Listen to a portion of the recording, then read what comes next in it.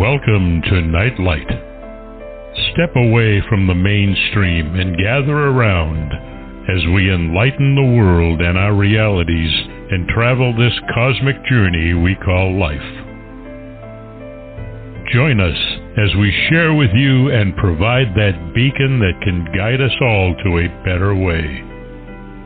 Explore with us as we examine a metaphysical montage of spiritual insights, covering everything from the mundane to the magical, UFOs to unicorns, and everything in between.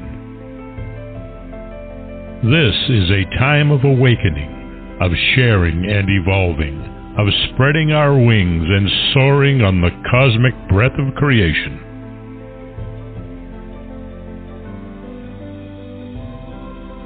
Come and join with other light-minded spirits as we weave our lights together to seek understanding, enlightenment, and, with a little luck, some wisdom. This is Nightlight, a reminder that you are never alone.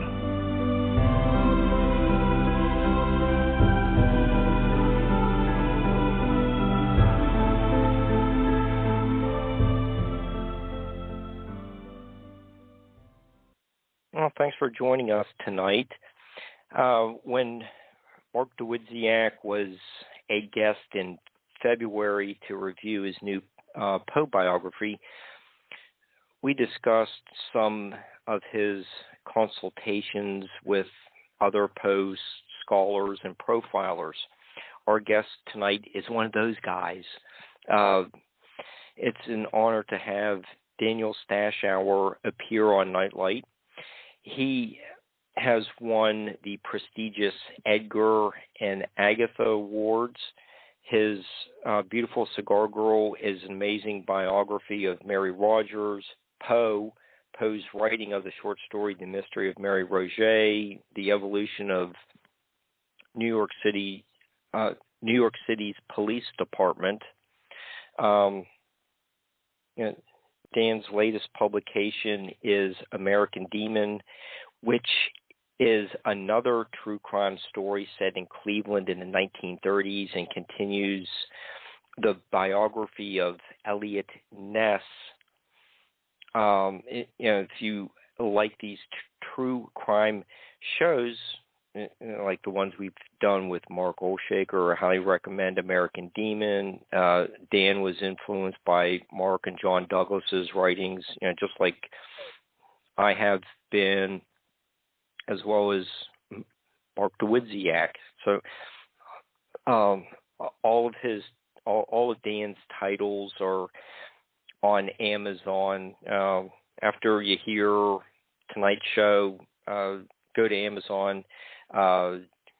Check out his amazing canon of literature. Let's see.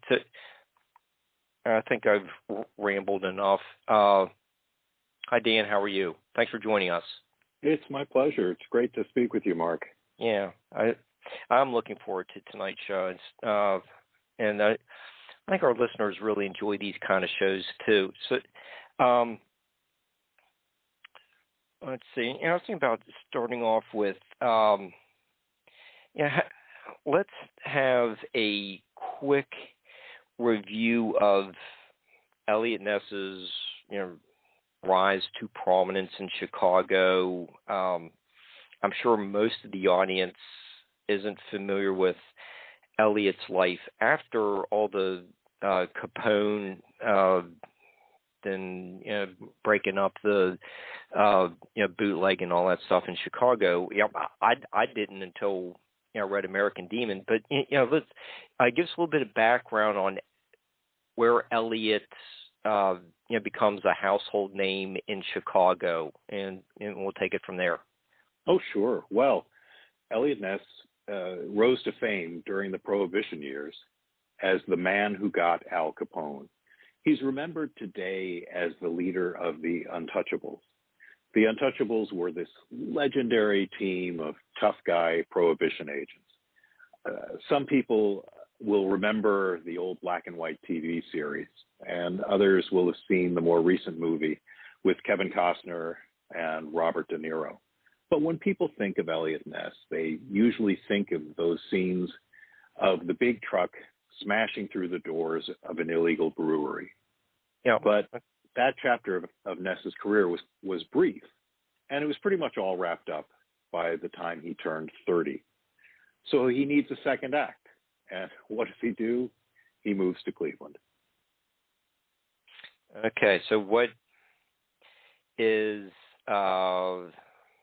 going on in Cleveland? Is it just more of the same Prohibition era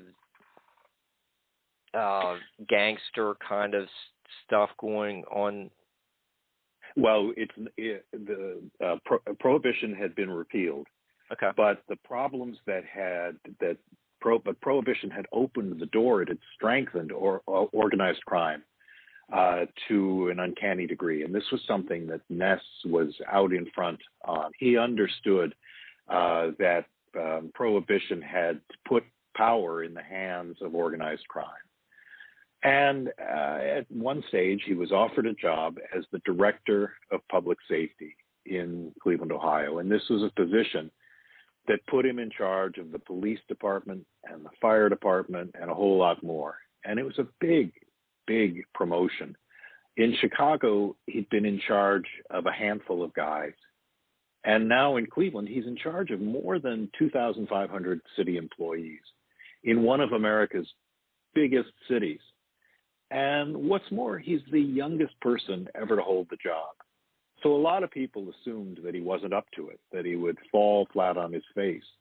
Ness had been told that the job was impossible, but he put his back into it.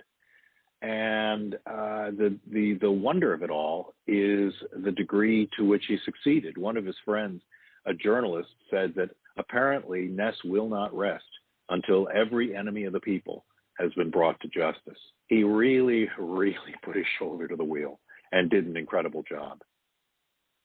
Okay, and I forget what page it is, but somewhere in American Demon, you mentioned Lakeville or the Lakeville Road. That it was kind of like a bad scene. That's also shows up in Godfather Part 2. I was like, oh, okay. So, that's actually some, real history worked into these movies. Oh, yeah. In those days, Cleveland was every bit, very nearly as mobbed up as Chicago was. So it's a big job when Ness comes in, and also at the same time, the police department was, as it had been in Chicago, the police department is very corrupt, and Ness's marching orders are to clean up the police department that was basically rotting from within because of corruption, and also to try to break the stranglehold that the mob had over the city. So, this is huge. Clean up the police force, take down the mob, and somehow he made some real headway. And as a friend of his said, his timing was terrific because the city had seldom needed a hero so badly. And on the heels of his work in Chicago, Ness became the public face of this effort to take down organized crime, get the city back on its feet, and lift it out of the slumps that it had fallen into during the worst of the Great Depression. Okay, so just another brief segue. Speaking of movies, I'm sure everyone's familiar with The Untouchables, and you do discuss a few scenes from the movie that rooftop scene, okay, that was Hollywood, but the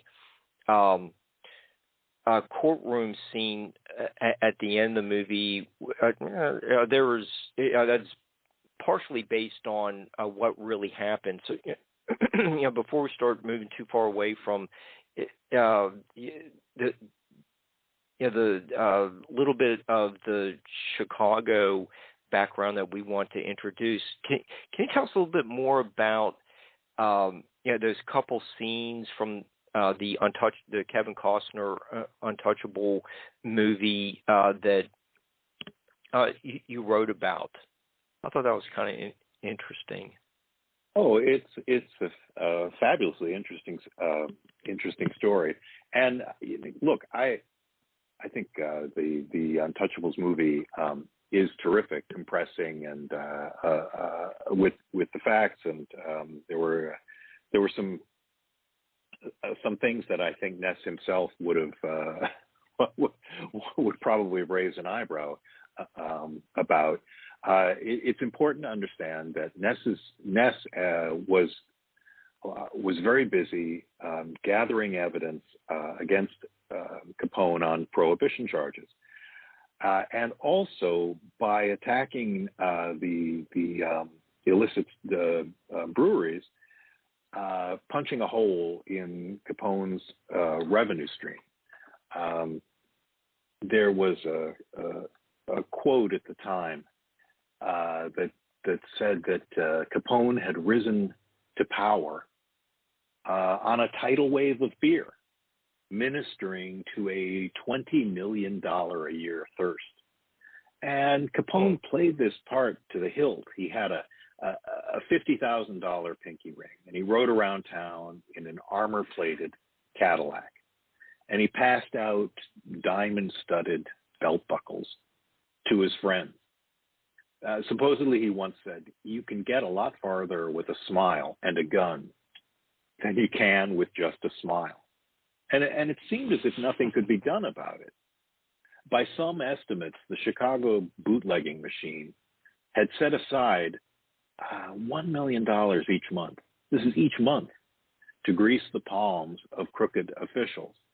So the point of Eliot Ness's raids on Capone's breweries was to dry up Capone's revenue, and it would disrupt this web of bribes and payouts and give the taxmen a chance to move in and do their work. And this is a part that is sometimes overlooked in the story, was that Ness took a great deal of pride in the dangerous work that was done by the Untouchables, but he also understood his role as a supporting player in a large, multi-pronged effort to bring down Capone. And he once said to a reporter that although he'd done his part in the effort to bring down Capone, the real work of sending Capone to prison was done by the tax investigators. He added, "Our job was more spectacular. That was all." But look, if you're covering this trial, and the trial is about, is Capone going to be put away on tax evasion charges? And in the middle of it, there's this handsome young prohibition agent driving a truck through the doors of breweries. You're definitely going to focus on that aspect of the story. I mean, which movie would you rather see? But the trial, Capone was sent to prison on the work that was done by the tax investigators, and Eliot Ness understood that as well as anyone. Okay, so and the changing of the juries that actually happened? Yeah, it actually did. In the movie, there's a terrific scene. It's very, very well played. That they swap out the jury that Capone's men had reached with bribes, and brought in a fresh jury that they hadn't gotten to. And in the movie, it's done and forgive me if I've got it wrong, because I haven't seen the movie in a while, but it's done on pretty much off of Capone's bat. which makes for a good story and a very dramatic scene in the movie. But the judge who presided over the case was the one who orchestrated that maneuver, and a great deal of the credit for the successful prosecution of that case goes not only to him, but of course to the prosecutors who worked valiantly and heroically and very bravely to gather the evidence and bring it out in court. Okay, cool.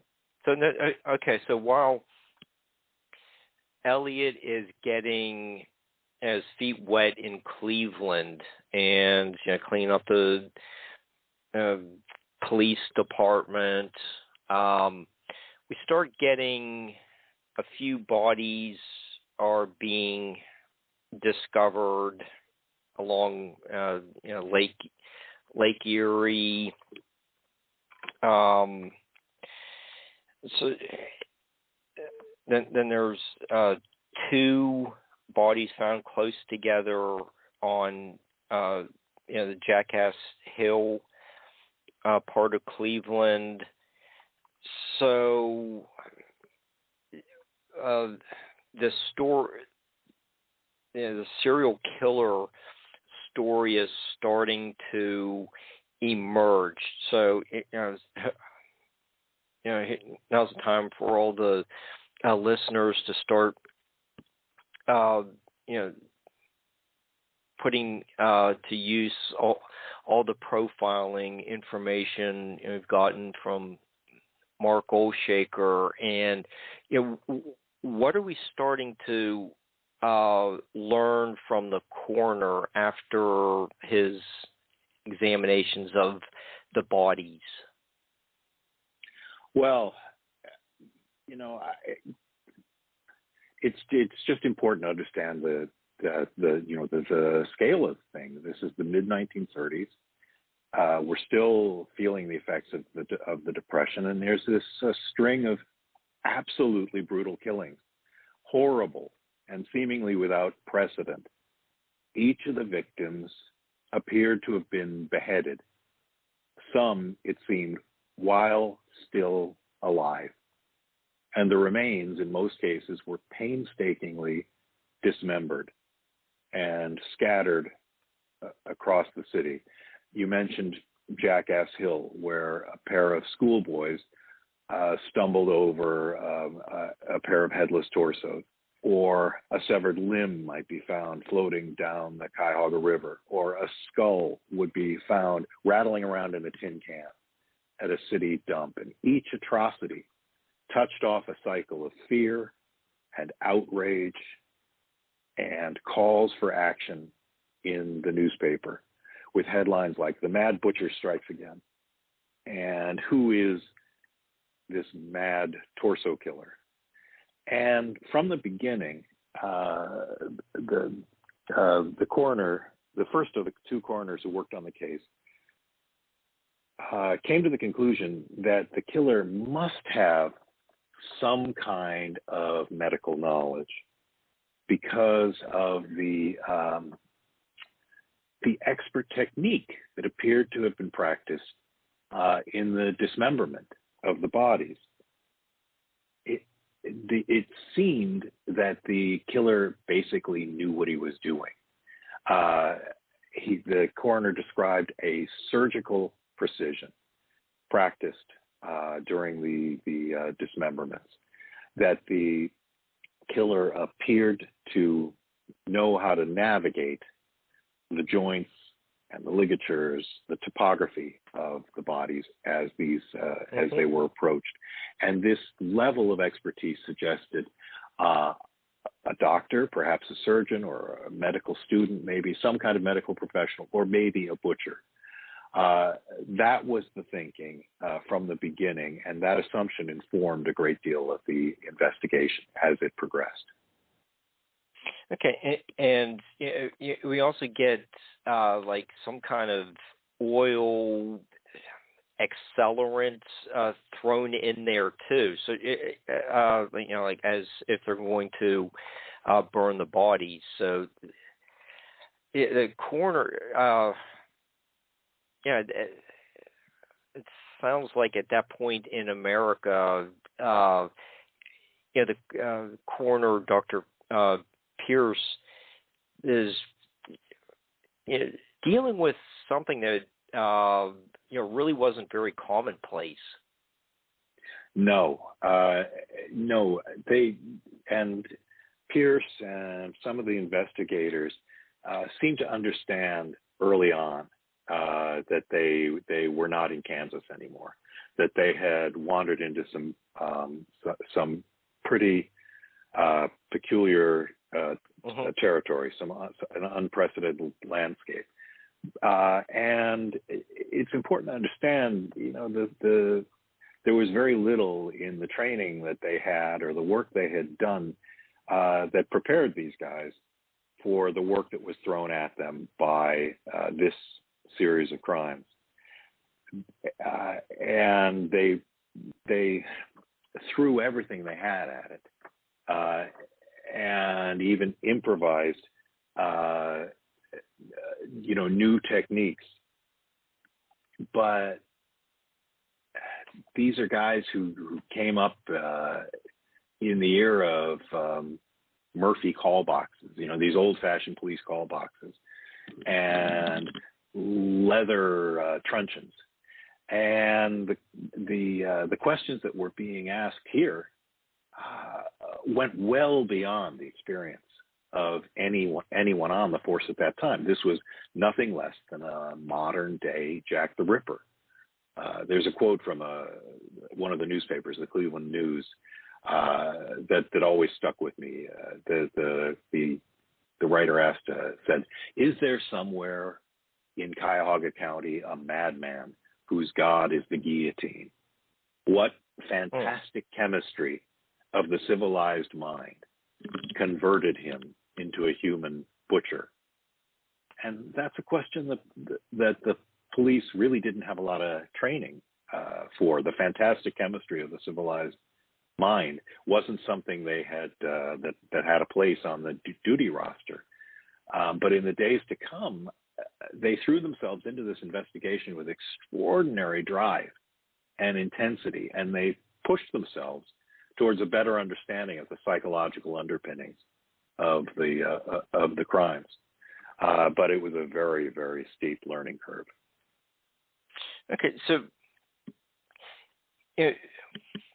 now that we're starting to get a few bodies, some information, forensic information, and you do cover some suspects have been questioned. You find these like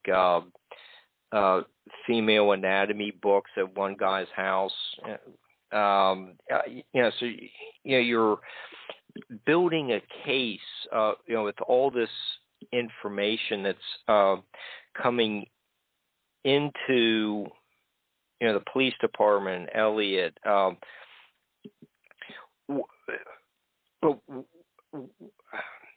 What are some of the tools at this in the 1930s that the police are using? I think you had a really interesting section on what's the guy's name? The fingerprint expert from, he'd been in the police department since like the 1880s or something like that, and he had this huge shoebox full of fingerprints. He seemed to be pretty effective. He was a very effective guy, a gentleman who had come up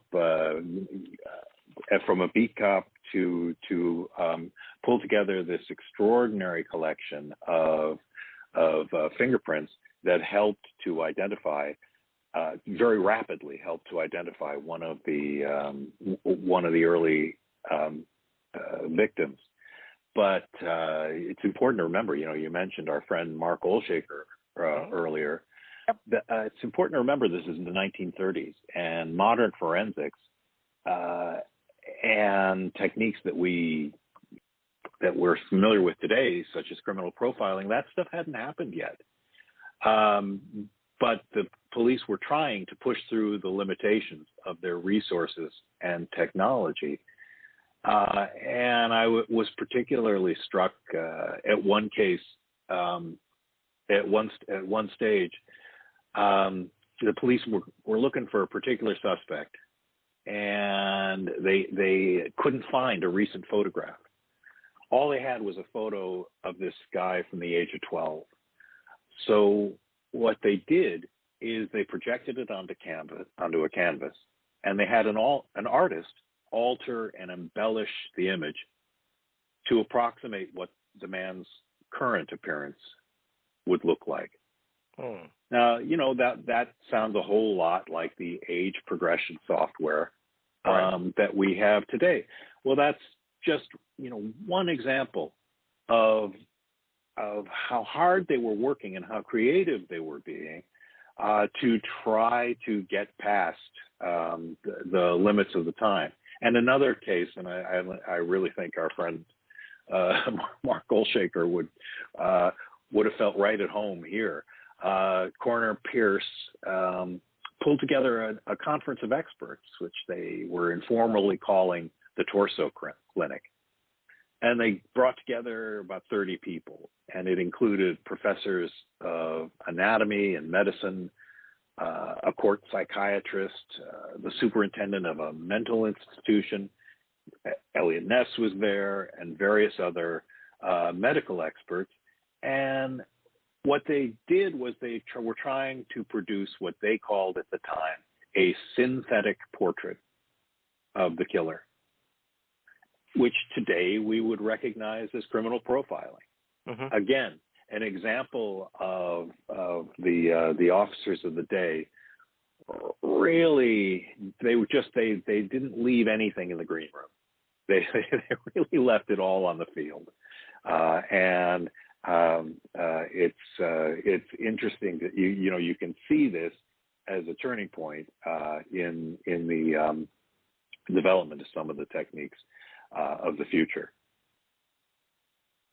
Okay. And the polygraph test was also coming into use at about this time as well? Yes, it certainly was. It was still early days and not admissible in court, but it was a tool that Ness and others were familiar with it. Ness, in particular, in his days in Chicago, had been very involved with and interested in what was going on at a crime lab up at Northwestern University. And he would spend time there studying advancements in criminal technique and advancements in crime detection. One of those was the lie detector. So I'm just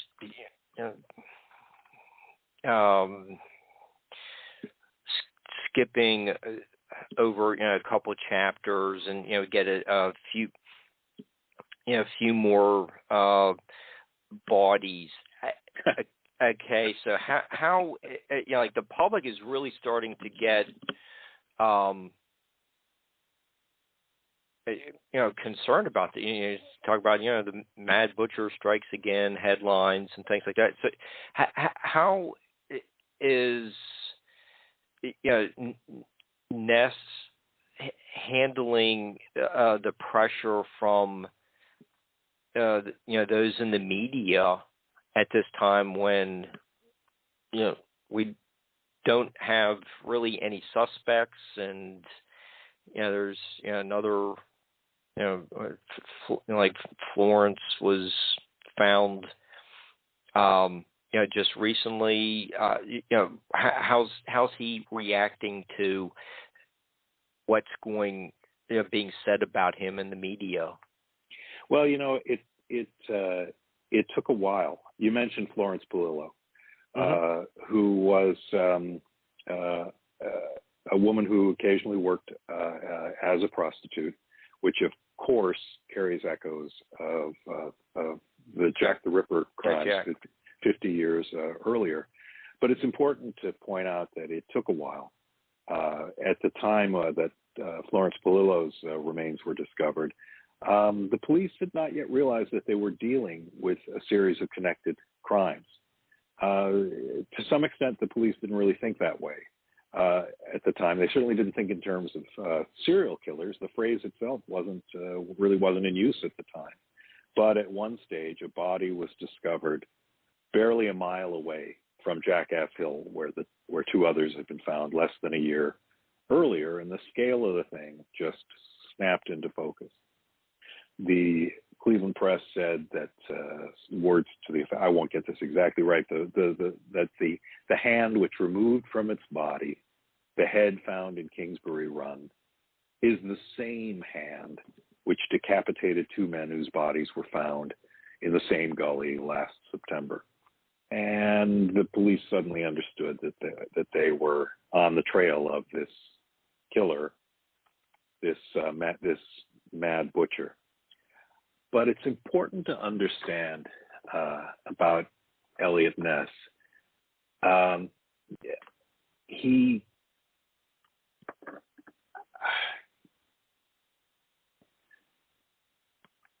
Catching killers was not what he had been brought to Cleveland to do. He's director of public safety. He's at the top of the pyramid. The chief of police reports to him. But they didn't, you and I have talked a lot about programs that we loved as kids. For me, one of those shows was McMillan and Wife. Rock Hudson is the police commissioner, and every week he's out solving a crime. And it made for great TV. But the truth is, the police commissioner doesn't go out and solve crimes every week. He's hired to run the police department, but he's actually not. Ness wasn't Ness wasn't a homicide detective any more than he was a fireman. Nobody expected him to solve murders any more than they expected him to rescue cats stranded in trees. As I said, he was at the top of the pyramid. He devoted resources to the crimes. He put a lot of extra manpower on the job. He ordered, once the investigation had been put into his hands, he went at it with everything he had. But he wasn't. This wasn't what he'd been brought to Cleveland to do. He was brought there to clean up the police department. That was what he considered to be the work that the mayor had charged him with doing. But over time, as these crimes gathered force and the scale of the thing became clear, Ness had to do something. He had to step in. In any other city, what Ness was doing would have been good enough. But he had promised the people of Cleveland that he would not be a remote safety director, that he wouldn't be an ivory tower safety director. He said he would lead from the front lines. People expected action from Eliot Ness. And over time, as the body count climbed up and up, he had to step in. So as you do a masterful job of recreating what's going on in Cleveland, now there are also these bodies being found in Newcastle and McKees Rocks, Pennsylvania. So there's all this more information that you're weaving into this story. There's another body part found down the lake in Sandusky, Ohio. So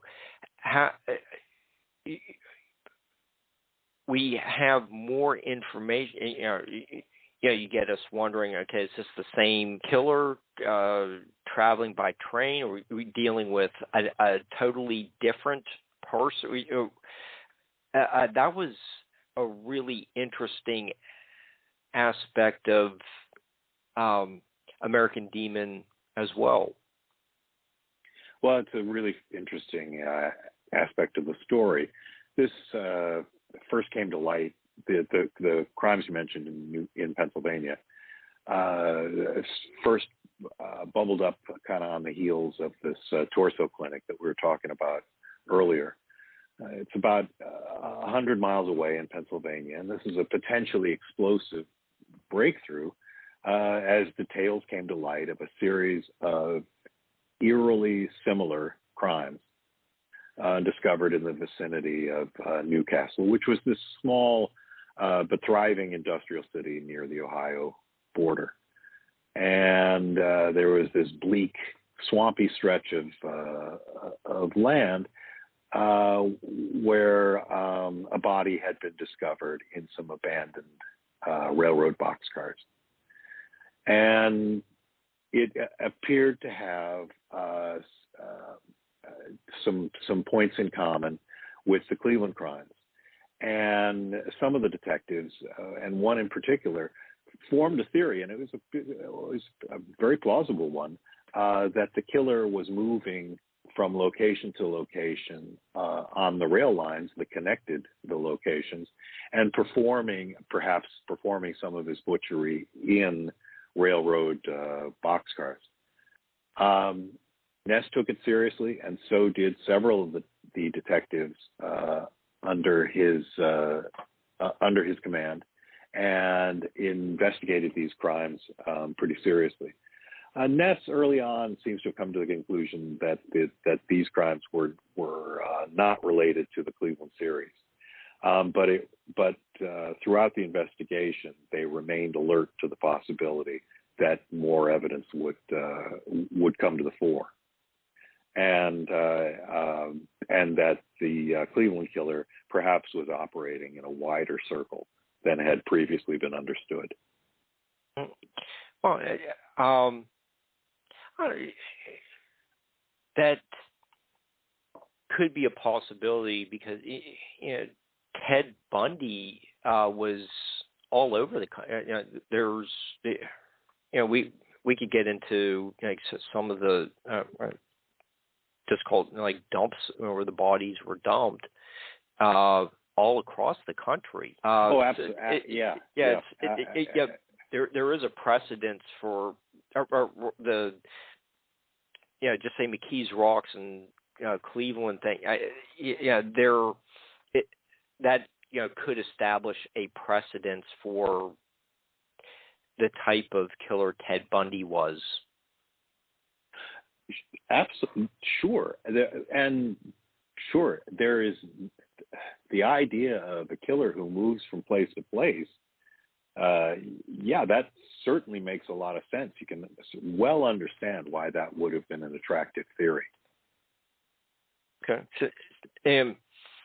so we've looked at a wide expanse of the Midwest to the east, and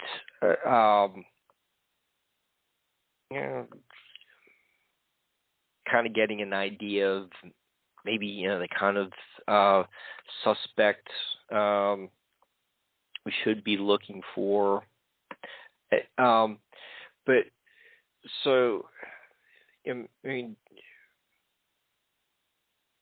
move away from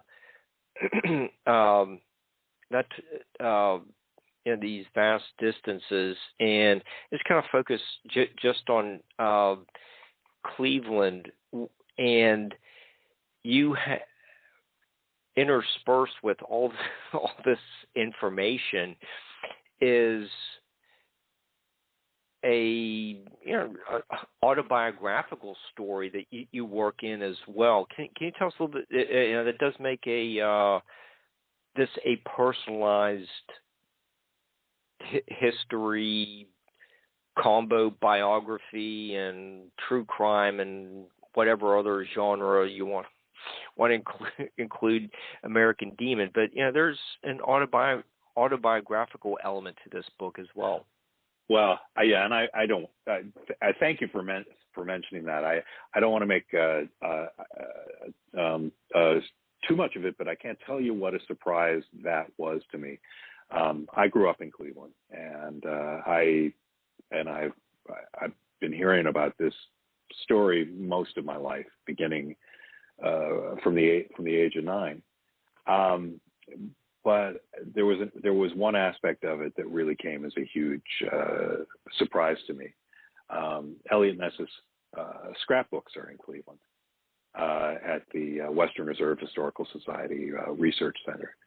And as you might expect, there are a lot of articles preserved in his scrapbooks that feature Capone and other gangsters. And there are mentions of some of the shining lights of the era, like FDR and John D. Rockefeller and J. Edgar Hoover. But I'm paging through these scrapbooks one day, and I find my grandfather. My grandfather's name was Fred P. Stashower, and I'm scrolling through these old pages, and there he is. There's my grandfather's face staring back at me, and I can't tell you what a shock it was. I mean, it was really one of those moments where the world seemed to drop away. And it seems that Ness and my grandfather crossed paths at least once a year at an event that was called the Anvil Review. And this was a political roast. It was like the White House Correspondents' Dinner. And it was staged by local businessmen at the Cleveland City Club, of which my grandfather was a member.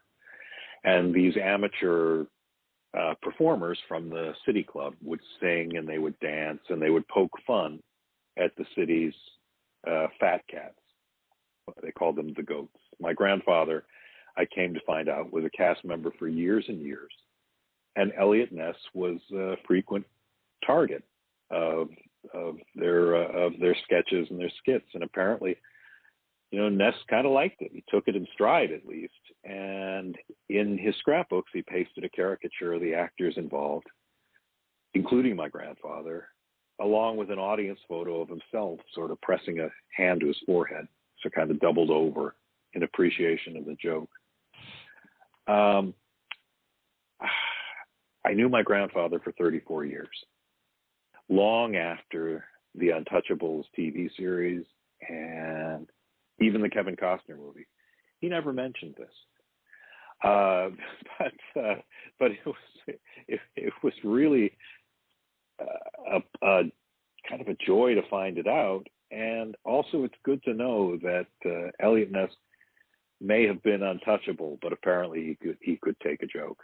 He seems to have really enjoyed these evenings, even if some of the humor, most of the humor, seemed to come at his own expense. I'm sure 99% of the audience does not have that kind of connection to Eliot Ness, so it was interesting to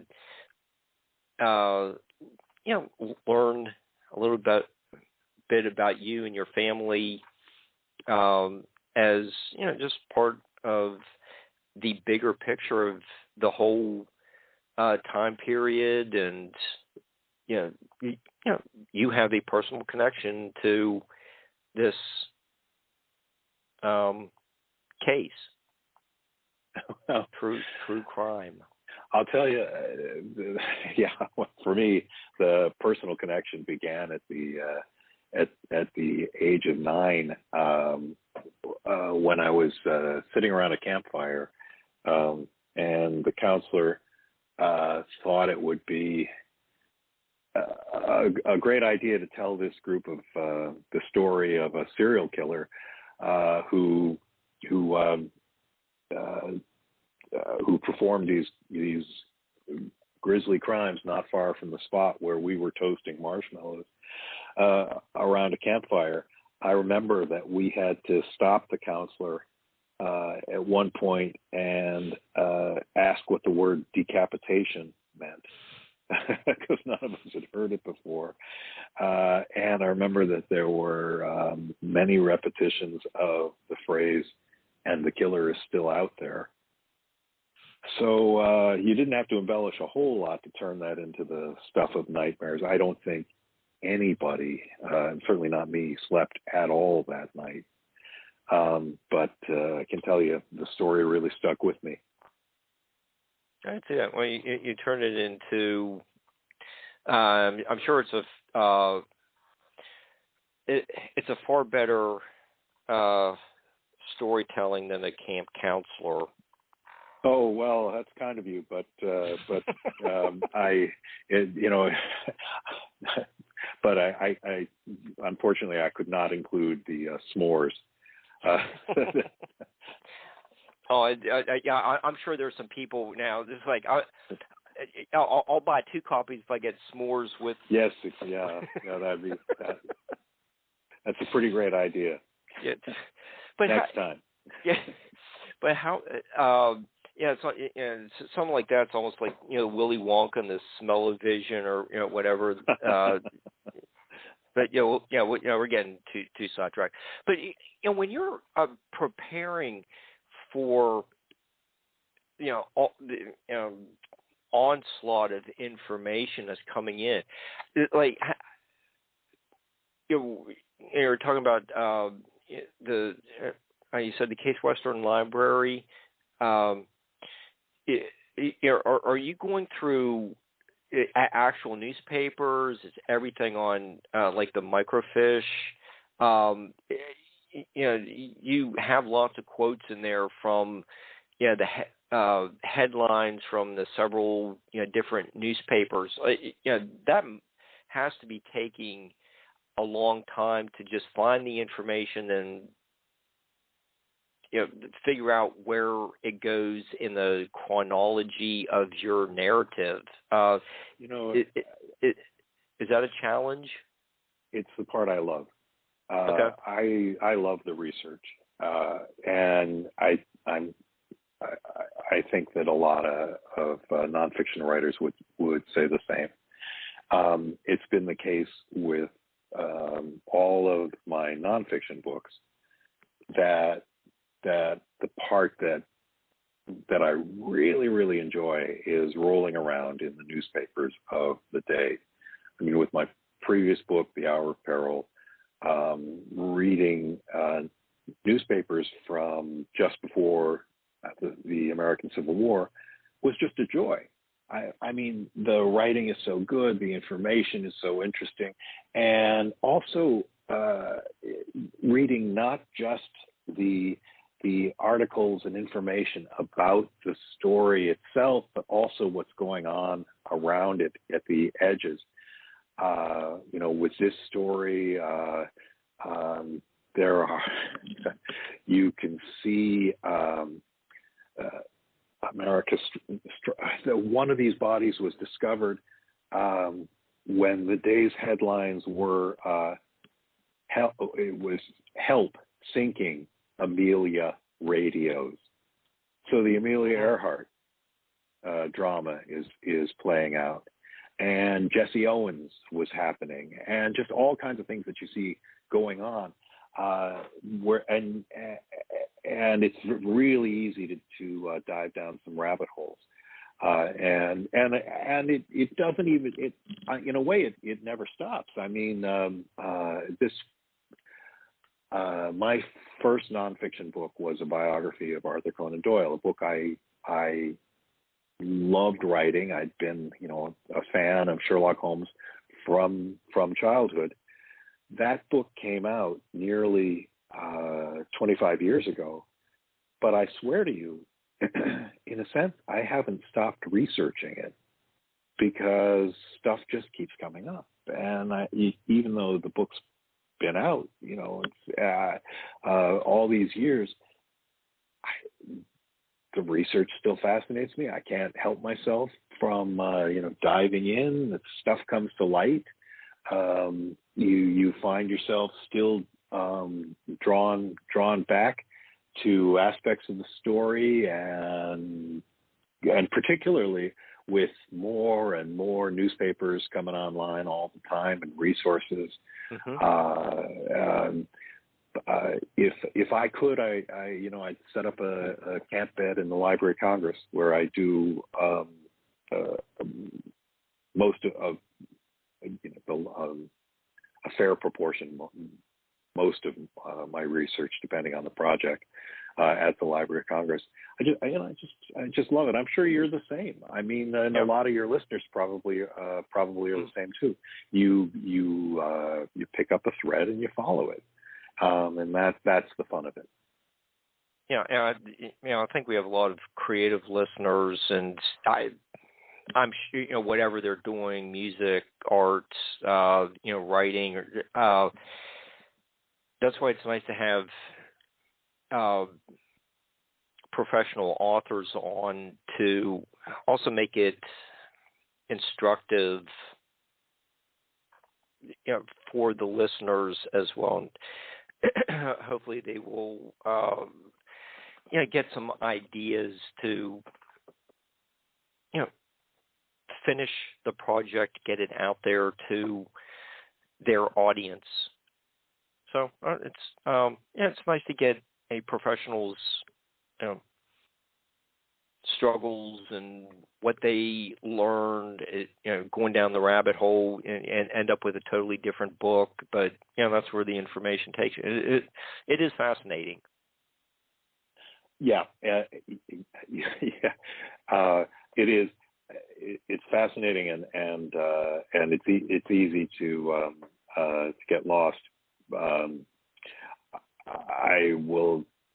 can only say that there came a time with the Conan Doyle book that I mentioned earlier, when my wife told me in no uncertain terms that it was time to move on. She was getting tired of what she came to call 6 degrees of Sherlock Holmes. Because there was absolutely no topic, no matter how seemingly innocuous, that I couldn't, jump on, pick up, and twist and pervert into some anecdote about Arthur Conan Doyle. And I can still, I still have to resist the urge, but I've learned to rein it in. Yeah, I'm kind of at that point with a project I'm working on, but maybe Barbara will interview me on my own show sometime. But Eliot is the main character of American Demon. You also have other really strong characters that you developed, and still can't find the fingerprint specialist name, but there's also Mary Lowe. Detective Merlo, yeah. He was also another really interesting character. This is you do a fantastic job of recreating like all the people in Eliot's office, and they're going to come up, the angles that they may present to try to capture the killer. But what's Mary Lowe's role in this American Jack the Ripper case? Well, he may well have been the most dedicated man ever to put on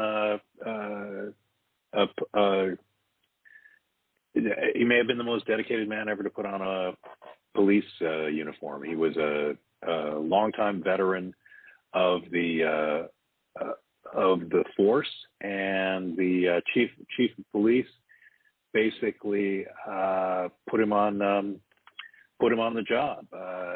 He got a call. He was brought down to police headquarters, and the chief of police, a man named Matowitz, had cleared his caseload in response to a fresh discovery of a dismembered body, and put him to work full time on the torso killings.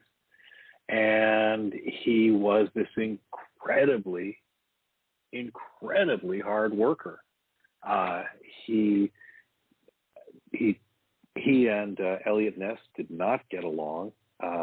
They butted heads from the very beginning. It could not have helped. Merylo was Chief Matowitz's expert, and Ness hadn't had his own ideas of how to pursue the case. But no one could fault how hard this guy worked on the case. I mean, not only did he work morning, noon, and night, he sometimes spent his vacations working on the case. You mentioned the killings in Pennsylvania earlier. Merylo took his family on vacation, mind you, to Pennsylvania to have a look at some of these murder sites. And Merylo even at one point dressed up as a vagrant and set himself out mixing among the homeless population to get more information and possibly even to attract the killer himself. Can you imagine such a thing? I mean, that level of dedication is just extraordinary. And he's just one. I mean, he's the most pronounced example, but he's just one of the incredibly dedicated law officers who came at this case with everything they had. Okay, and we have a few more minutes, and you have to get back to writing your next award-winning book. But you do have the example of a got-away from maybe someone who's a suspect. It seems like the people who, in John and Mark's dozen books or so they've co-authored, you get a few examples of the victim that got away, and that usually spells trouble for the bad guy. Yeah, I can only give you a thumbnail because it's a complicated story with a lot of internal contradictions and some things that won't make sense without the context. But there's this man named Emil Fronek. That's why they need to buy the book. I like the way you think. Emil Fronek. He's been living rough in Kingsbury Run, which is this area where many of the crimes appeared to have been taking place, seemed to be the killer's hunting ground. And he'd come to the city to try his luck working in the rail yards and the loading docks. But these were tough times and work was scarce, and he was reduced to going door to door looking for handouts. And he comes upon this building, he knocks on the door, and a man who Fronek said looked like a doctor, offered him a handout. And he invited him in, he sat him down, he said he'd give him a pair of shoes, and he told him he would give him something to eat. And the doctor disappears into another room, and he returns with coffee and a plate of meat and potatoes. And Fronek, he's in heaven. He says, "This is the finest handout anybody ever offered me." And he starts eating, and he says, suddenly he began to feel sick, and he's getting suspicious, and he says the room begins to spin, And somehow he gathers his wits about him, and he runs out the door, and he can hear this man who he said looked like a doctor calling behind him, saying, wait, come back, let's have some more to drink. And Fronek, by his account, says he staggered towards some nearby train tracks, found an empty boxcar, and he climbs aboard and he collapses into a heap.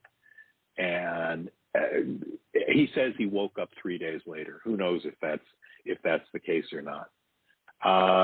And he goes back looking for the guy that he now realizes drugged him. He can't find him, and he says, "In my jungle life," he means his life on the road. His life as a vagrant. "I've never been afraid of anything else," he says, but in those moments before he lost conscience, he says, "I believed that man in Cleveland would kill me." So he appears to be the one who got away, as you say, the one who survived, and as you say, in other cases of this type, those are the often shine an important light on the case. That was certainly also the case here, but with contradictory and ambiguous results.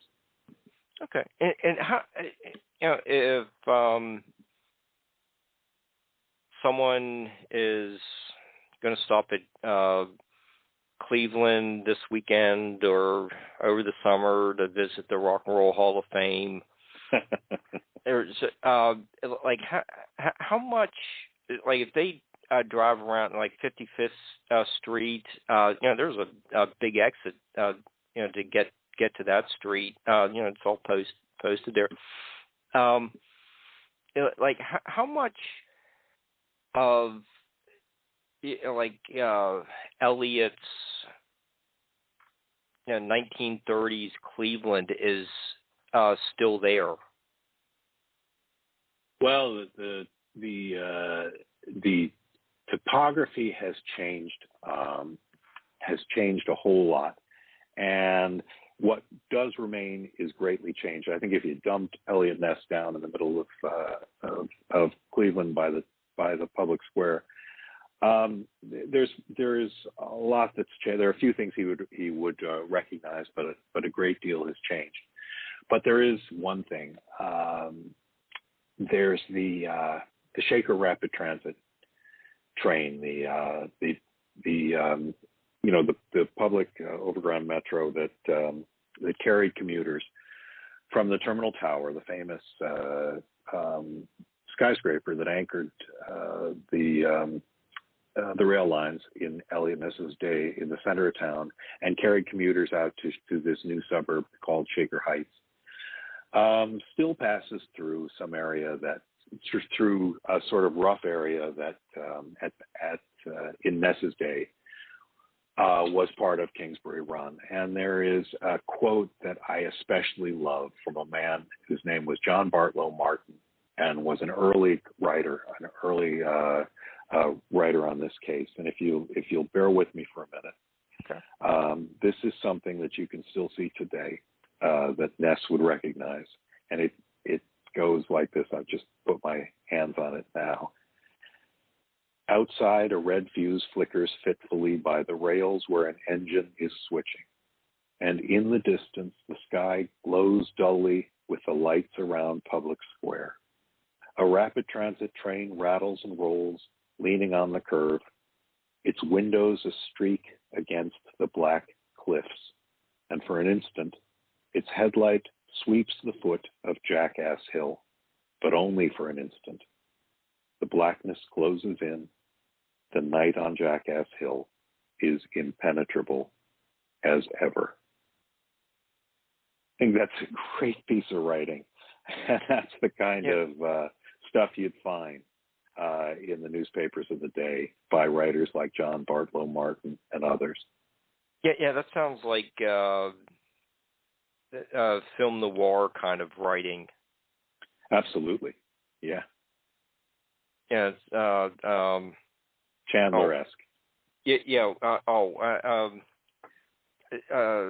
I never thought that. What was that?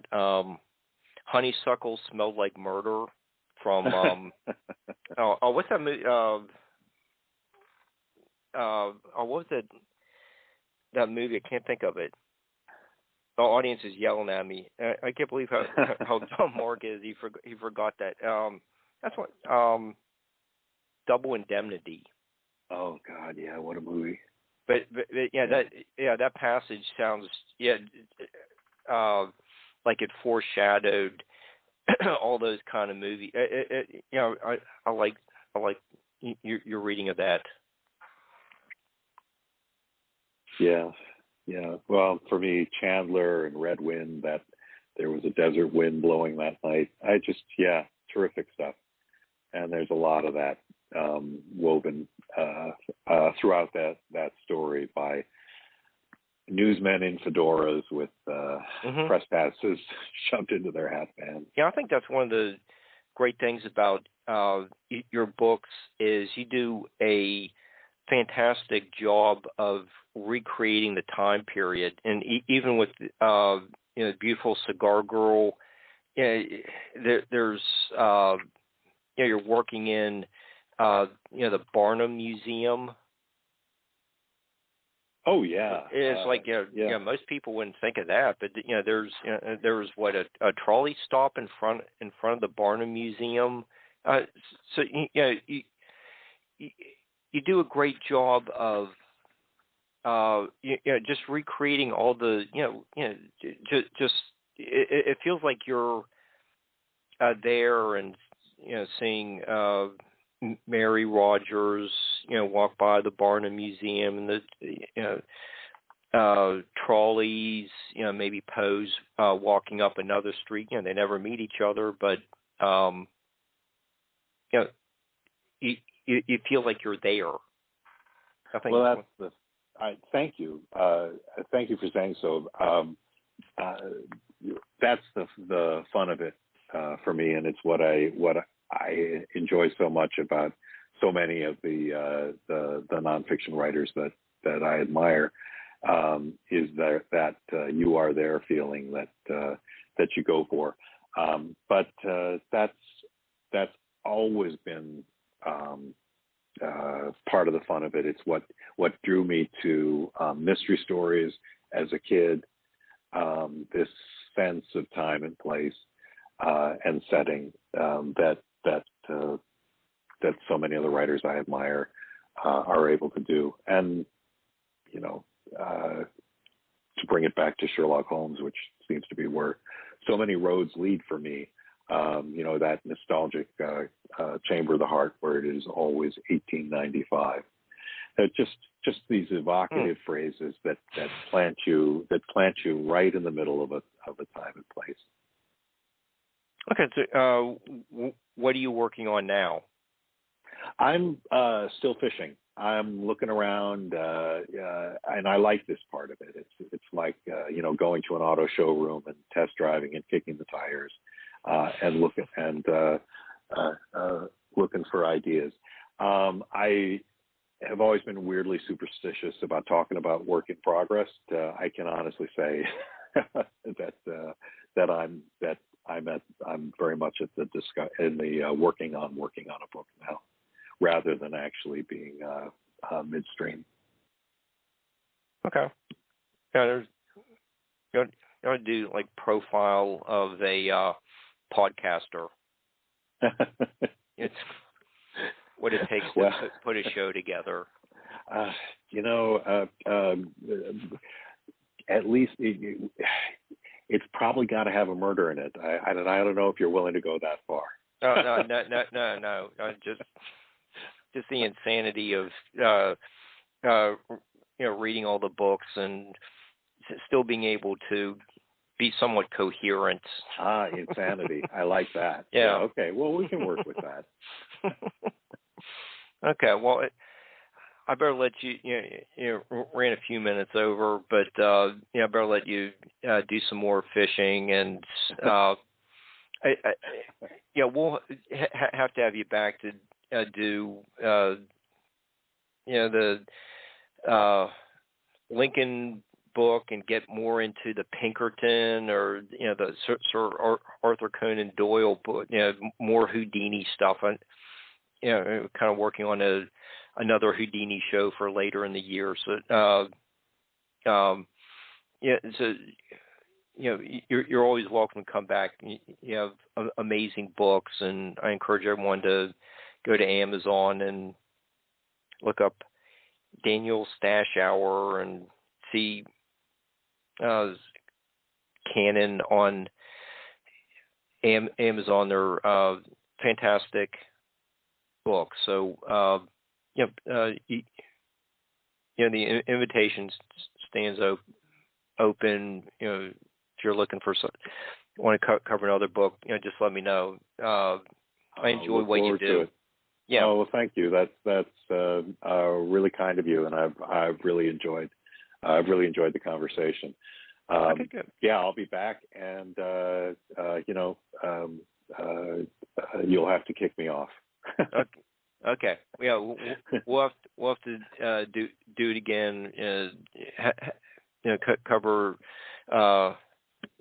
do Beautiful Cigar Girl for another a new audience, or venture into a third one of your books. But we'll do it again, and just hang on the line for just a couple more minutes, and we'll wrap up the show. And Barbara's going to have someone really interesting Monday, and I think I'm going to be doing a prehistoric show on the 25th or 26th or so, 25th, with some really neat archaeologists.